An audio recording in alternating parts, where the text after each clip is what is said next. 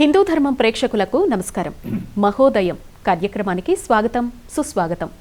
మహోదయం అనేటువంటి చారిత్రక నవలకు సంబంధించినటువంటి విశేషాల్ని మనందరికీ కూడా తెలియజేస్తూ అనేక అంశాల మీద అవగాహన కల్పిస్తూ ఉన్నారు చారిత్రక నవలా చక్రవర్తి ప్రొఫెసర్ శ్రీ ముదిగొండ శివప్రసాద్ గారు. ఇవాళ కూడా మనతో పాటు స్టూడియోలో సిద్ధంగా ఉన్నారు. వారికి స్వాగతం చెప్పేద్దాం. నమస్తే సార్. అమ్మా నమస్కారం. చాలా మంచి విశేషాలు గత ఎపిసోడ్లో మా అందరికీ తెలియజేయడం జరిగింది. మహోదయం నవల ప్రారంభించడం, దాని వెనుకున్నటువంటి నేపథ్యం కావచ్చు, ఈ విశేషాలన్నీ కూడా ఆధారాలతో సహా మాకు చెప్పడం జరిగింది. అయితే ఏదైనా మనం ప్రారంభించాలి అని అనుకున్నప్పుడు అది సాగేటువంటి క్రమంలో దాని వెనుక అవిరళమైనటువంటి కృషి ఉంటుందండి. మహోదయంకి సంబంధించి ఎన్నేళ్ల కృషి ఉంది అని అడిగితే ఏం చెప్తారు? ప్రేక్షకులందరికీ కూడా హృదయపూర్వకమైనటువంటి శుభాకాంక్షలు. ఈ మహోదయం ఒక నవల కాదు, ఇది తెలుగు జాతి యొక్క చరిత్ర, విస్మృత మహాంధ్ర చరిత్ర, మరుగున పడిపోయినటువంటి ప్రాచీన కమ్మ చక్రవర్తులపై ప్రప్రథమ ప్రామాణిక చారిత్రక నవల. ఇది క్రీస్తు శకం 1300 సంవత్సరాల నాటి కథ. మహాద్భుతమైన కథ, మామూలు కథ కాదు. ఇది ఒక జాతి యొక్క మహోజ్వల చరిత్ర. ఈ నవల వ్రాయడానికి నేను చాలా సంవత్సరాలుగా, కొన్ని దశాబ్దాలుగా ఒక రకమైనటువంటి మానసికమైన తపస్సు చేశాను. తపస్సు అంటే ఇక పెద్దగా ఋషులు చేస్తారు కదా అడవులలో, ఇది మానసికమైన తపస్సు. దాదాపు 1980 నుంచి ఇలా ఈ మహోదయం గురించి నేను ఆలోచిస్తూనే ఉన్నాను. ఇది వ్రాయడానికి నేను చాలా శాసనాలు సేకరించాను. మనకి ఉదాహరణకి మల్లంపల్లి సోమశేఖర శర్మ గారు అని 1960కి ముందు ఒక మహాపురుషుడు మన ఆంధ్రదేశంలో జీవిస్తూ ఉండేవాడు. ఇప్పుడు ఆయన లేకపోయినా కూడా ఆయన్ని స్మరించుకోకుండా మన చరిత్రకారులు ఎవరు ఉండరు. ఆయన పాదస్పర్శతోనే మన చరిత్ర మొత్తం కూడా పునీతమైపోయింది. ఈ మహోదయం నవలకు ఆయన ముసునూరి నాయకులు అనే పేరుతో రచించినటువంటి ఒక మోనోగ్రాఫ్ ఉంది. అది పరమ ప్రామాణికమైనటువంటి గ్రంథంగా నేను స్వీకరించాను. అదేవిధంగా ఇంకా ఈ పుస్తకం మీద ఎన్జి రంగా, ఈ పేరు తెలుగు వాళ్ళందరికీ సుపరిచితమే. అంటే సాహితీవేత్తగా కొద్దిమందికే తెలుసు, కానీ రాజకీయవేత్తగా ఆయన పేరు తెలియని వాళ్ళు ఎవరు ఉండరు. ఎవరన్నా ఉన్నారు అంటే మరి వాళ్ళను మనం తెలుగు వాళ్ళని పిలవచ్చో పిలవకూడదో మరి మీరు ఆలోచించండి. NG Ranga, professor NG Ranga, ఆయన ఈ ముసునూరు నాయకుల మీద ఒక ఇంగ్లీష్లో పుస్తకం రాశారు. ఆ పుస్తకాన్ని గౌరవనీయులు సన్మిత్రులు జక్కంపూడి సీతారామరావు గారు తెలుగులో కూడా ట్రాన్స్లేట్ చేశారు. కాబట్టి మీకు ఇంగ్లీష్ కనుక వస్తే ఒరిజినల్ చదువుకోండి, డాక్టర్ థీసిస్ అది. లేకపోతే ఈ తెలుగు పుస్తకాన్నైనా చదువుకోండి, తప్పనిసరిగా చదువుకోండి, ఎక్కడైనా సరే సంపాదించి. ఇది మన బాధ్యత, ఇది మన కర్తవ్యం. ఏదో కాలక్షేపం కబుర్లు చెప్తున్నారని మీరు అట్లా అనుకోకండి. తర్వాత ఏపూరి గణేష్ నాయుడు, ఇతడు కూడా కొంత కృషి చేసి ఒక పుస్తకాన్ని పబ్లిష్ చేశాడు. అలాగే ఎడ్లపల్లి అమర్నాథ్, ఇతడు ముసునూరు నాయకులు అనే పేరుతో ఇంకొక పుస్తకాన్ని పబ్లిష్ చేశాడు. అలాగే మన కండవల్లి లక్ష్మీరంజనం, కండవల్లి బాలేందు శేఖరం వారు ఆంధ్రుల చరిత్ర సంస్కృతి అనే పేరుతో ఒక పుస్తకం రాశారు. పెద్ద పుస్తకం అది, కానీ అందులో 2 పేజీలు రాశారు ముసునూరు నాయకుల గురించి. నాకు ఆశ్చర్యం అనిపిస్తుంది. నిజానికి ఎంత పెద్ద చరిత్ర ఇది, 300 సంవత్సరాల చరిత్ర. 300 సంవత్సరాల గురించి కనీసం 30 పేజీలు రాస్తే బాగుండేది. మరి వారికి అప్పుడు అంతే సమాచారం అంది ఉండవచ్చు, కానీ 2 పేజీలు రాశారు. పోన్లే, ఆ మాత్రం ఉన్నా రాశారు, సంతోషిద్దాం. అంటే వీళ్ళు కాకతీయుల తర్వాత వాళ్ళండి. కాకతీయుల తర్వాత మనం ఏం చేస్తాం, ఎక్కువగా రెడ్డి రాజుల గురించి చెప్పుకుంటాం. అంటే అద్దంకి, అంటే కొండవీటి రెడ్డి రాజులు, రాజమండ్రి రెడ్డి రాజులు, వాళ్ళ గురించి చెప్పుకుంటాం. ఆ తర్వాత వెంటనే విజయనగర సామ్రాజ్యానికి వెళ్ళిపోతాం, ఎందుకంటే గ్లోరియస్ పీరియడ్ కదా. మరి మధ్యలో ఈ ముసునూరు నాయకులు ఎవరు? What is the importance of Musunuru Nayakas in our Indian history? ఎవ్వరికీ తెలియదు. తెలుగు వాళ్ళకి తెలియకపోతే ఇక ఢిల్లీ వాళ్ళకి ఏం తెలుస్తుందండి? ఎక్కడ పాఠ్య గ్రంథాల్లో వీటి పేర్లు లేవు. ఇది నేను దుర్మార్గం అనే మాట వాడవచ్చో వాడకూడదో కానీ దురదృష్టం అని మాత్రం వాడవచ్చు. It's unfortunate. మన స్టూడెంట్స్కి ముసునూరు నాయకులు అనే పేరు తెలియకపోతే వాళ్ళు చేసినటువంటి what is the contribution of Musunuru Nayakas to our Andhra history, ఆ విషయాలే ఇప్పుడు నేను చెప్తూ ఉన్నాను. అందుకోసమే మనం ఈ మహోదయం అన్న నవల మీద కార్యక్రమాన్ని పెట్టుకున్నాం. ఇంకా మనకి కొన్ని ఫారిన్ అకౌంట్స్ దొరికినాయి. ఫారిన్ అకౌంట్స్ అంటే ఫ్రియర్ జోర్డానస్ అనే అతడు రాశాడు. అది మనకి ఇంగ్లీష్ ట్రాన్స్లేషన్స్ దొరుకుతాయి. తర్వాత ఇంకొక ఆయన ఉన్నప్పుడు మాలిక్ బుర్హానుద్దీన్. ఇతడు 1329వ సంవత్సరంలో ఓరుగల్లుకు వచ్చాడు. అప్పుడు ఓరుగల్లు ఈజ్ అవర్ క్యాపిటల్. అంటే ఏమిటి, ఇప్పుడు వరంగల్ ఉంది కదా తెలంగాణలో, వరంగల్ హైదరాబాద్ నుంచి 150 కిలోమీటర్ల దూరంలో ఉంది వరంగల్ పట్టణం. ఈ వరంగల్ పట్టణం అప్పుడు అంటే కాకతీయుల కాలంలోనూ, కాకతీయుల తర్వాత ముసునూరు నాయకుల కాలంలో కూడా అదే మన క్యాపిటల్, రాజధాని నగరం అన్నమాట. విన్నారా? అంత పెద్ద నగరం అది. అంటే ఇప్పుడు కూడా అది గౌరవంగానే ఉంది ఓరుగల్లు. కానీ ఆనాటి శిల్ప సంపద చాలా వరకు ఇప్పుడు అక్కడ ధ్వంసం అయిపోయింది, భ్రష్టం అయిపోయింది, నష్టం అయిపోయింది. దాన్ని విదేశీ దండయాత్రల్లో దాన్ని మనం కోల్పోయాం, ఆనాటి వైభవాన్ని కొంత కోల్పోయాం. అయినా కూడా ఇప్పుడు తెలంగాణలో హైదరాబాద్ తర్వాత వరంగల్ పెద్ద నగరం కిందనే చెప్పుకోవచ్చు. ఈ వరంగల్ ముసునూరు నాయకులకు కూడా క్యాపిటల్, అది ఎలాగో నేను చెప్తాను. అందుకే కదా మనం ఈ కార్యక్రమం పెట్టుకుంది. కాబట్టి ఆనాటి ఆ పరిస్థితులకు సంబంధించినటువంటి శాసనాలు, ఇంకా శిలాశాసనాలు కొన్ని దొరికినాయి. జమ్మిపల్లి అనే ఒక శిలాశాసనం దొరికింది. కొల్లూరు అనే పేరుతో మరొక శిలాశాసనం దొరికింది. అలాగే చుండూరు ప్రాంతంలో బాపట్ల దగ్గర 2 శిలాశాసనాలు దొరికినాయి. అలాగే సత్తెనపల్లికి దగ్గర బెల్లంకొండ అనే ప్రాంతం ఉంది, అక్కడ కొన్ని శిలాశాసనాలు మనకు దొరికినాయి. అదేవిధంగా రాజుపాలెం అనే చోట ఒక శిలాశాసనం దొరికింది. ఇంకా మనకి ఏలూరు ప్రాంతంలో పెంటపాడైన చోట మరొక శిలాశాసనం దొరికింది. అలాగే కాపవరం, పోలవరం, ఇవి శిలాశాసనాలు దొరికినాయి. ఇప్పుడు చెప్పినటువంటివన్నీ కూడా శిలాశాసనాలు. వీటన్నింటినీ మించినటువంటిది అంటే the greatest and the highest and the glorious copper inscription is Vilasa, VILASA, Vilasa. ఈ విలస అనేది ఎక్కడుందో తెలుసునా అండి?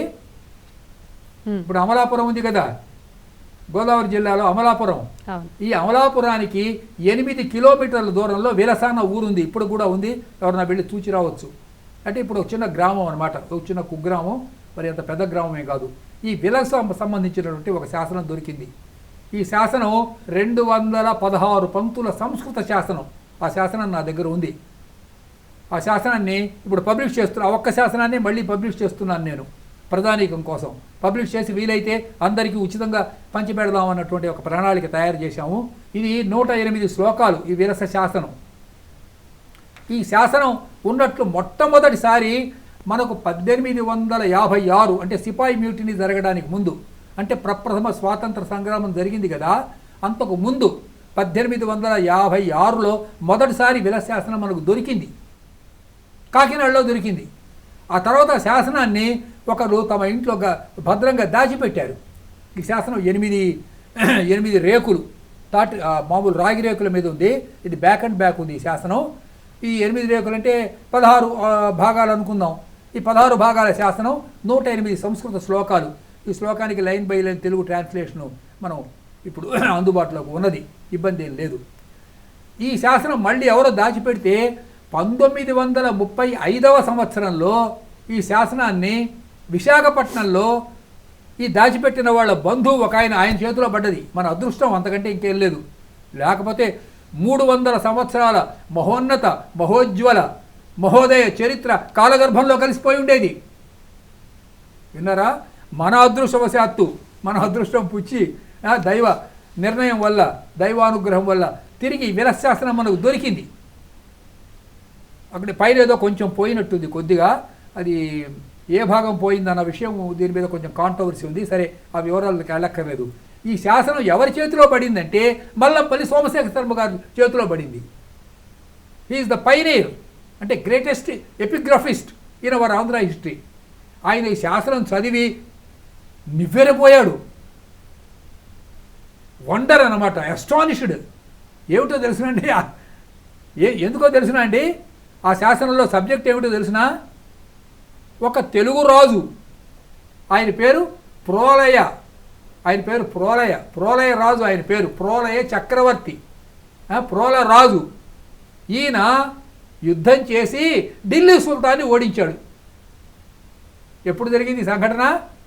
1325 1325 ఏడి 1325 సంవత్సరంలో ఢిల్లీలో ఉన్నటువంటి సుల్తాన్, ఢిల్లీ సుల్తాన్ అంటే మొత్తం ఎంత పెద్ద దేశం ఆలోచించండి. ఇతను ఎక్కడ వాడు? ఇక్కడ మన ఆంధ్రప్రదేశ్లో ఏలూరు దగ్గర రేకపల్లి, భద్రాచలం పక్కన ఉంది. ఆ రేకపల్లి దగ్గర ఉన్నటువంటి ఒక రాజు. ఇది ఎలా సాధ్యమైందండి? ఢిల్లీ సుల్తాన్ అంటే ఆయన దగ్గర కోట్ల కొద్ది సైన్యం ఉంది. వందలు కాదు, వేలు కాదు, లక్షలు కాదు, కోట్ల కొద్ది సైన్యం ఉంది. అట్లాంటి సైన్యాన్ని గియాజుద్దీన్ని వెళ్ళి ఈ ప్రోల రాజు జయించి వచ్చాడు. ఈ చరిత్ర మరుగున పడిపోయింది. ఇది ఆశ్చర్యంగా ఉంది కదా. అయితే మీరు అడగచ్చు, సార్ ఈ చరిత్ర ఇప్పుడు మనం ఏ రకంగా చెప్పగలుగుతాము అని. మీకు ఒక మంచి ఎగ్జాంపుల్ చెప్తాను. ఇప్పుడు పోలవరంలో ఒక డ్యామ్ కడుతున్నారు అంటే అది కొంచెం వివాదగ్రస్తంగా ఉంది. ఆ డ్యాము కొంత కట్టారు, కొంత కట్టలేదు. సరే, ఆ రాజకీయాలు మనం ఇప్పుడు చర్చించవద్దు. ఈ పోలవరం అనే డ్యాము కడుతున్న ప్రదేశం ఉంది కదా, అది ఎవరి పేరు మీద? ఒక పట్టణం అన్నమాట. అది ఆ పట్టణం ఎవరి పేరు మీద కట్టారో తెలుసునండి. ఈ ప్రోలరాజు గారి పేరు మీద ఈ పట్టణం 1325 తర్వాత నిర్మించారు. అది పోలవరం యొక్క చరిత్ర. ప్రోలరాజు పేరు మీద నిర్మించారు. ఎందుకంటే ఈ శిలాశాసనంలో కింద ప్రోలనేని వ్రాలు అంటే నేని అంటే నాయకుడు అని అర్థం. ప్రోలనేని వ్రాలు అని ప్రోలయ నాయకుడు సంతకం పెట్టాడు ఈ శాసనం కింద. గ్రేటెస్ట్ ఇన్స్క్రిప్షన్ అండి ఇది. విలశాసనం చదవకపోతే అతడు విద్యార్థి కాడు. నేను ఈ మాట అన్నానని మీరేమనుకోకండి. అంత గొప్ప ఇన్స్క్రిప్షన్ మనకు అందుబాటులో ఉంది ఇప్పుడు. ఎప్పుడు కాదనలేని అన్డిస్ప్యూటెడ్ ఇన్స్క్రిప్షన్. ఈ విరసతో పాటు ఇంకొక గొప్ప శాసనం కూడా మనకు అందుబాటులో ఉంది. దాని పేరు అనితల్లి కలువచేరు శాసనము. ఇది కూడా ఎక్కడ దొరికిందంటే గోదావరి జిల్లాలోనే మనకు దొరికింది. కలువచేరు శాసనం. కలువచేరు అని ఒక గ్రామం ఏదో ఉన్నట్టుంది. అది ఇది అనితల్లి అంటే ఆవిడ రాజమండ్రిని పరిపాలించినటువంటి వీరభద్రారెడ్డి గారి యొక్క భార్య ఈవిడే. అనితల్లి కలువచేరు శాసనం. ఈ శాసనం కూడా సంస్కృతంలోనే ఉంది. ఇది కూడా మన కాకతీయులు, ఆఫ్టర్ కాకతీయస్ వాళ్ళ యొక్క చరిత్ర అంతా కూడా ఇందులో చెప్పబడింది. అలాగే మధురాదేవి అని ఒక ఆవిడ, మధురా విజయం అని ఒక పుస్తకం ఉంది. దీన్ని గంగాదేవి అని ఆవిడ రాశారు. ఇది సాంస్క్రిట్లో ఉంది. ఆ పుస్తకం కూడా మనకు దొరుకుతుంది. వేరే కంపరాయ, మధురా విజయం కంపరాయల యొక్క భార్య. అందులో ఎంత ఆ పుస్తకం చదివితే కళ్ళమ్మ నీళ్ళు వస్తాయి. మాలికాఫర్ దండయాత్రలన్నీ కూడా అందులో రాయబడి ఉన్నాయి. ఆ మాలికాఫర్ అనేవాడు ఢిల్లీ నుంచి బయలుదేరి మొత్తం ధ్వంసం చేసుకుంటూ శ్రీరంగం దాకా వెళ్ళాడు. శ్రీరంగం అంటే తమిళనాడు ఉంది కదా, అక్కడ దాకా వెళ్ళాడు. వెళ్ళి మొత్తం ధ్వంసం చేసుకుంటూ వచ్చాడు. ఈ చరిత్ర అంతా కూడా మధురా విజయం అనే పుస్తకం లోపల ఈ గంగాదేవి అన్న ఆవిడ, ఈయన కంపరాయల భార్య, చాలా ప్రామాణికంగా రాసింది. ఆ పుస్తకం కూడా నేను తీసుకున్నాను. అందులోంచి కూడా మనకి ఎంత అవసరమో, అంటే నవల కదా, అంతవరకు ఇది ఉపయోగించుకోగలిగాను. శాసనాలు వాడుకున్నాను, విదేశీయుల రాసినటువంటి వ్రాతలు. ఇంకా ఇబన్ బతూతా అని ఒకడున్నాడు. ఇతను వచ్చాడు, ఇబన్ బతూతా. ఫెరిస్తా అని ఒకడున్నాడు. ఈ ఫెరిస్తా చూడలే, అంటే సెకండ్ హ్యాండ్ ఇన్ఫర్మేషన్. కానీ ఫెరిస్తా పర్షియన్ భాషలో రాశాడు. ఎవరి గురించి రాశాడు? కాపై నాయకుని గురించి రాశాడు. కాపై నాయకుడు చేసినటువంటి మహోన్నతమైనటువంటి విజయాల గురించి చాలా డీటెయిల్డ్గా ఫెరిస్తా రాసిన డాక్యుమెంట్స్ కూడా మనకి ఇంగ్లీష్లో దొరుకుతున్నాయి. వాటి తెలుగు ట్రాన్స్లేషన్స్ కూడా మనకు అందుబాటులో ఉన్నాయి.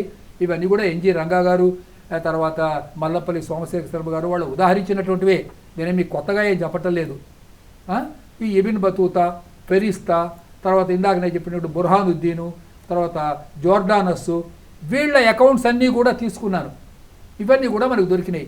ఇవన్నీ తీసుకొని వీటన్నిటితో పాటు రేకపల్లిలో కొన్ని అంకమ్మ దేవాలయం ఉంది రేకపల్లిలో. అలాగే వీరభద్రస్వామి దేవాలయం ఉంది. అంటే వాళ్ళు పూజించినటువంటి దేవాలయం. భద్రకాళి, వీరభద్రుడేమో వాళ్ళకి ఇలవేల్పు. అంకమ్మ ఇప్పటికి కూడా గ్రామదేవత. కమ్మవారిలో చాలామందికి ఇప్పటికి కూడా అంకమ్మ గ్రామదేవతగా ఉంది. వాళ్ళ యొక్క చరిత్ర కూడా మనం తీసుకోవచ్చు. వీళ్ళది దోసపాళ్ళ గోత్రం. ఈ దోసపాడు ఎక్కడుందండి? చెప్పండి, దోసపాడు ఎక్కడుంది?